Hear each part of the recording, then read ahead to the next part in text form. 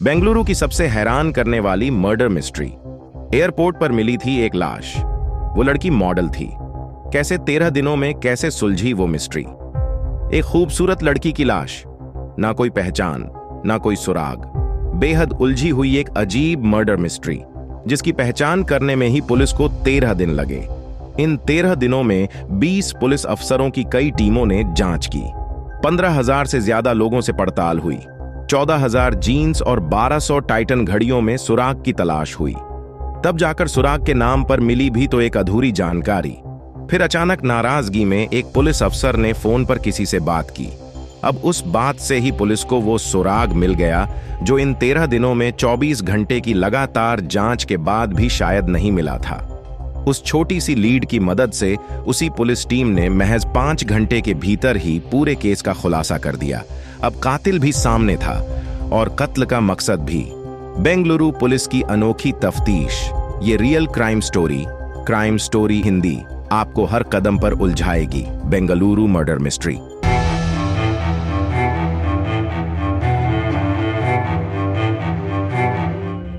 साल 2019 में 31 जुलाई की एक सुबह करीब 5 बजे एक किसान मुनिराजू बेंगलुरु में केम्पेगौड़ा इंटरनेशनल एयरपोर्ट KIA के पास वाली सड़क पर टहल रहे थे। उस सड़क पर टहलते हुए अचानक वो चौंक जाते हैं, क्योंकि सड़क पर एक लड़की की लाश पड़ी थी।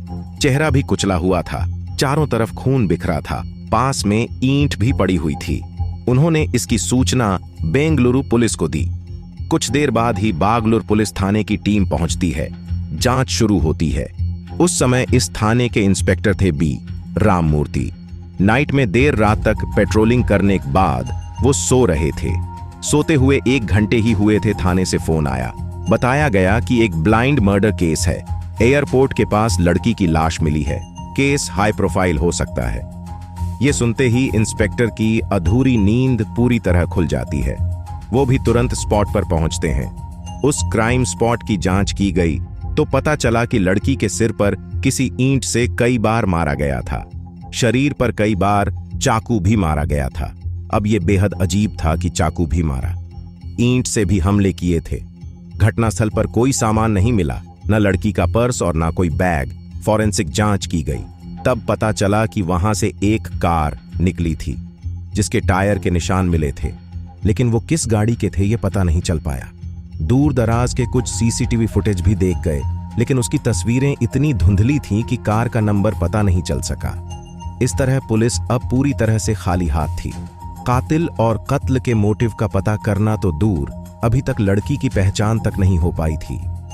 अभी 2 दिन हुए थे तो लेडी पुलिस ने उसके पूरे शरीर पर किसी टैटू की तलाश की। इत्तेफाक से पुलिस को उस लड़की के बदन पर एक जगह S लिखा हुआ टैटू मिला। इससे पुलिस ने अंदाजा लगा लिया कि हो सकता है कि उसका नाम S से शुरू होता हो, या फिर अगर वो शादीशुदा हो तो उसके पति या फिर किसी खास दोस्त का नाम भी हो सकता है। इसलिए पुलिस ने तुरंत जीन्स और टाइटन घड़ियों में जितने नंबर शॉर्ट लिस्ट हुए थे उनमें से S से शुरू होने वाले नाम का पता लगाया। तब टाइटन घड़ी खरीदने वालों की संख्या अब 115 तक पहुंच गई। यानी पुलिस को उम्मीद थी कि अब इन्हीं 115 लोगों में से किसी एक ने घड़ी खरीदी होगी। पुलिस ने फिर से उन 115 लोगों से संपर्क किया, लेकिन फिर भी कोई सुराग नहीं मिल सका। जीन्स वाले में भी कोई जानकारी नहीं मिल सकी। उधर एयरपोर्ट पर पिछले 2 से 3 दिनों में ऐसा एक भी यात्री नहीं था जिसकी फ्लाइट मिस हुई हो। यानी पुलिस ने जितने भी एंगल से जांच शुरू की थी, किसी से भी उस लड़की की पहचान करने में सुराग नहीं मिल पाया। इस तरह पुलिस की जांच के कुल 6 दिन निकल गए, लेकिन मरने वाली लड़की कौन थी अभी तक यही पता नहीं चल पाया था। फिर कातिल और कत्ल का मोटिव का पता लगाना तो अभी दूर की बात थी। अब उस लावारिस लाश की जांच करते हुए 7वां दिन आ गया था। पुलिस की टीमें दिन रात जुटी थीं, लेकिन हर कोशिश के बाद नतीजा 0 हो रहा था। तभी एक कांस्टेबल को अहम जानकारी मिली। उसके खास इन्फॉर्मर ने बताया कि एक महिला की हत्या करके एयरपोर्ट के आसपास फेंका गया है। उस महिला का कत्ल करने वाला कोई और नहीं बल्कि उसका पति ही है। अब ये जानकारी मिलते ही पुलिस को उम्मीद की किरण मिल गई। तुरंत पुलिस की टीम उस एंगल पर जांच करने पहुंची। ये भी पता चला कि वो मारने वाला पति नॉर्थ इंडिया की तरफ का है। चूंकि लड़की भी हुलिये से नॉर्थ इंडियन लग रही थी, इसलिए पुलिस की उम्मीद और बढ़ गई। पुलिस उसकी तलाश में तुरंत उसके घर तक पहुंची। वो शख्स मिल भी गया। वो वेस्ट बंगाल का रहने वाला था। उससे पूछताछ हुई तो पता चला कि उसने नीला सांद्रा में पत्नी की हत्या की और एयरपोर्ट के पास कहीं पर लाश फेंक दी थी। पुलिस तुरंत उसे लाश तक लेकर चलने के लिए बोली। पुलिस उसे लेकर एयरपोर्ट की तरफ जाने लगी। पुलिस जब उसके अनुसार एयरपोर्ट पर जाने लगी, तब वो उस जगह पर नहीं गया जहां उस लड़की की लाश मिली थी, बल्कि उससे काफी दूरी पर एक सुनसान जगह की तरफ ले गया। फिर उसने बताया कि यहीं कहीं पर उसने डेड बॉडी फेंकी थी, लेकिन वहां लाश नहीं मिली। इस पर पुलिस ने पता लगाया, तब जानकारी हुई 1 हफ्ते पहले वाकई वहां एक महिला की लाश मिली थी। पुलिस ने उस थाने में संपर्क किया तो कंफर्म हो गया। इस तरह पुलिस भले ही उस लड़की के कातिल की तलाश में थी, लेकिन उसी में दूसरे एक कत्ल का खुलासा हो गया। पर पुलिस की ये मेहनत फिर से उसी जीरो वाले नतीजे पर पहुंच गई। अब पुलिस फिर से खाली हाथ थी। अब पुलिस की टीमें लगातार काम करते करते काफी थक चुकी थीं। चिड़चिड़ापन आ रहा था कि इतनी मेहनत के बाद भी कोई सुराग नहीं मिल पा रहा है। पिछले 1 हफ्ते की जांच के दौरान इंस्पेक्टर रामामूर्ति के पास कोलकाता के एक पुलिस अफसर का बार बार फोन आ रहा था, लेकिन वो रामामूर्ति बेहद उलझे थे, इसलिए वो कॉल रिसीव भी नहीं कर रहे थे। अब 10 दिन बीत भी गए थे। तभी फिर उस कोलकाता पुलिस का फोन आया। असल में 1 महीने पहले ही बेंगलुरु इंस्पेक्टर रामामूर्ति की टीम ने गोल्ड चुराने वाले एक शातिर चोर कार्तिक को कोलकाता से अरेस्ट किया था। इसने बेंगलुरु में दर्जनों चोरियों को अंजाम दिया था। पुलिस ने जब उसे पकड़ा तो उसके पास से 50 लाख का सोना भी मिला था। अब कोलकाता पुलिस को शक था कि अपने लोकल शहर में हुई चोरियों में भी कार्तिक का हाथ तो नहीं, इसलिए वो बेंगलुरु पुलिस से बात कर उस कार्तिक चोर को रिमांड पर लेना चाहती थी। इसलिए कोलकाता पुलिस का वो अफसर बार बार फोन कर रहा था। उस दिन भी कोलकाता न्यू टाउन थाने की पुलिस ने रामामूर्ति को फोन किया था। तब उन्होंने फोन उठा लिया और पिछली कॉल रिसीव नहीं करने की वजह बताने लगे।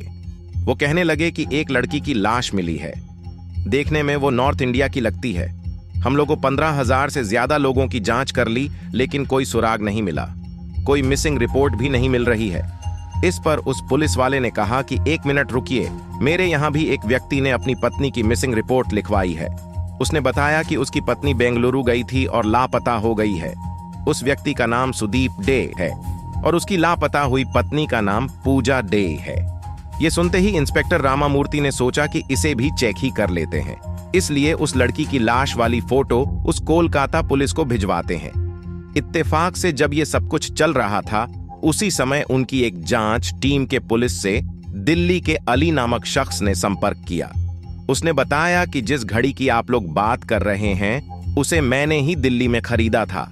उसे मैंने अपनी गर्लफ्रेंड को गिफ्ट किया था। पुलिस ने उस लड़की का नाम पूछा तो पता चला कि उसका नाम पूजा डे है। ये सुनते ही पुलिस को फिर से एक उम्मीद दिखने लगी, क्योंकि थोड़ी देर पहले कोलकाता पुलिस ने यह कंफर्म किया कि सुदीप डे की जो पत्नी लापता हुई है, उसका भी नाम पूजा डे है।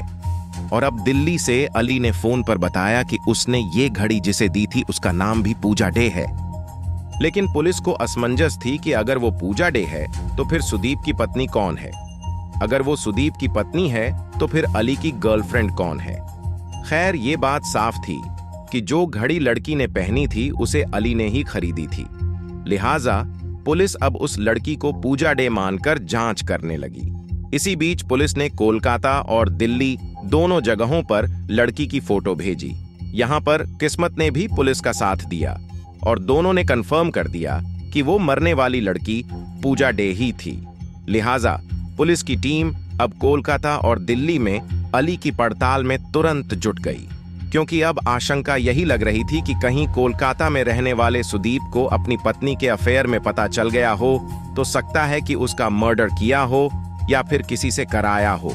इसके बाद खुद कोलकाता में उसकी मिसिंग की कंप्लेंट कर रहा हो।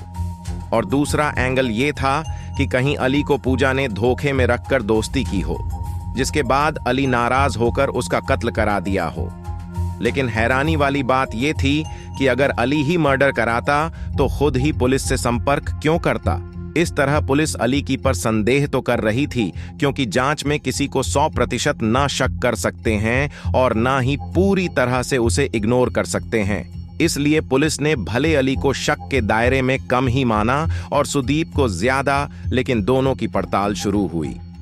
अब बेंगलुरु में जो 20 पुलिस वाले थे, उनमें कुल 3 टीमें बनाई गईं। सबसे छोटी टीम अली वाले एंगल पर जांच में जुटी।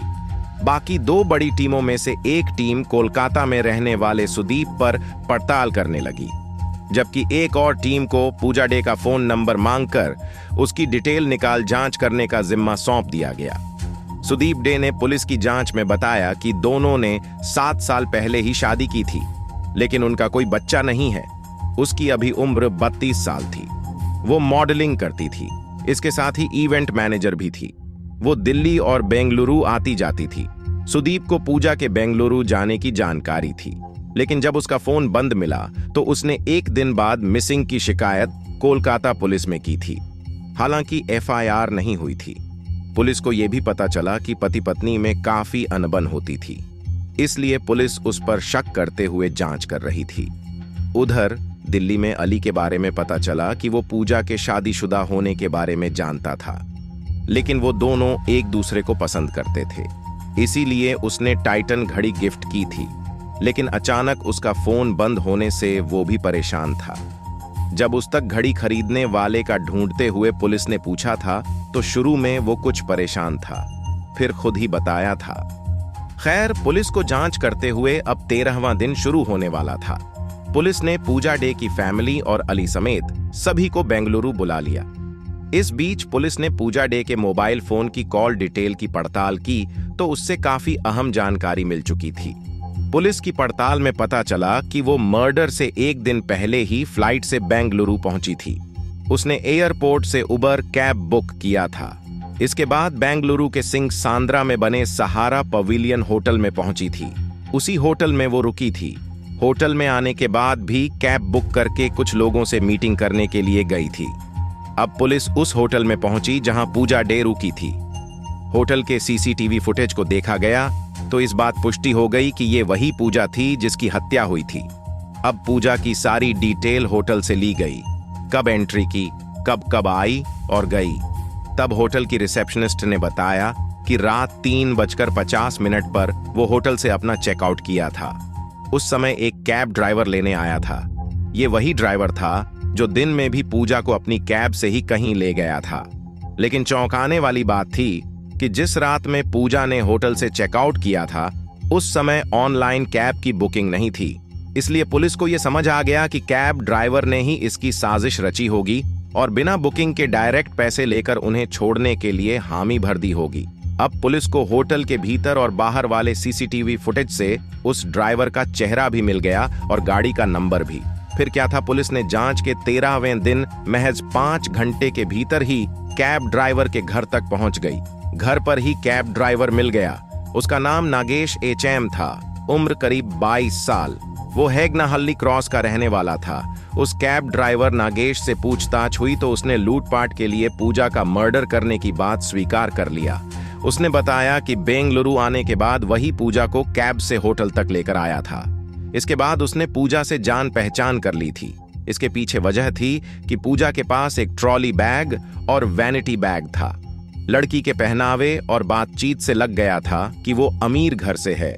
दूसरी बड़ी बात थी कि वो अकेली ही बेंगलुरु आई थी। चूंकि नागेश के भाई ने 2 कारें खरीदी थीं, दूसरी कार की ईएमआई भरने में उसे दिक्कत आ रही थी। असल में उसके 2 ईएमआई बाउंस हो गई थीं, इसलिए काफी पैसों की जरूरत थी।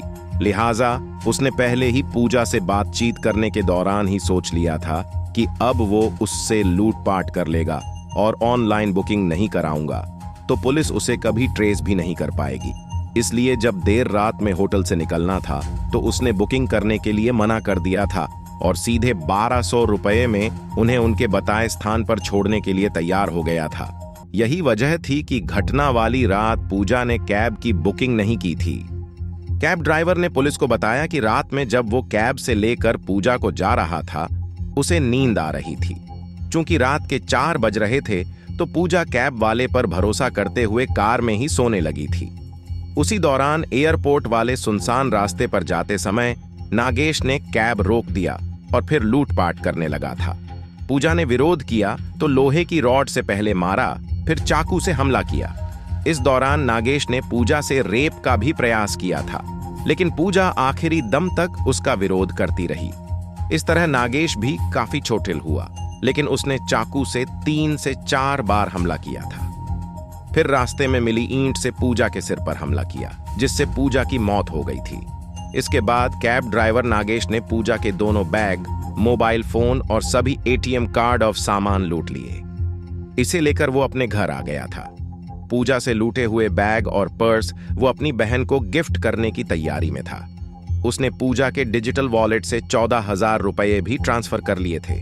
इस मर्डर को उसने सुबह के 5 बजे से कुछ देर पहले ही अंजाम देकर फरार हो गया था। 23 अगस्त 2019 को नागेश की गिरफ्तारी हुई थी। उसे इस सनसनीखेज हत्या के बाद चिक्काबलपुरा जेल में भेजा गया था। उसे कभी जमानत भी नहीं मिली।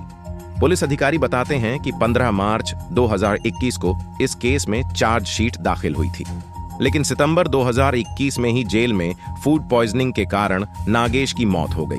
नागेश की मौत ठीक उस समय हुई जब उसके खिलाफ कोर्ट में सजा के ट्रायल शुरू होने वाला था, लेकिन उसकी मौत हो जाने से पुलिस ने इस केस को हमेशा के लिए बंद कर दिया।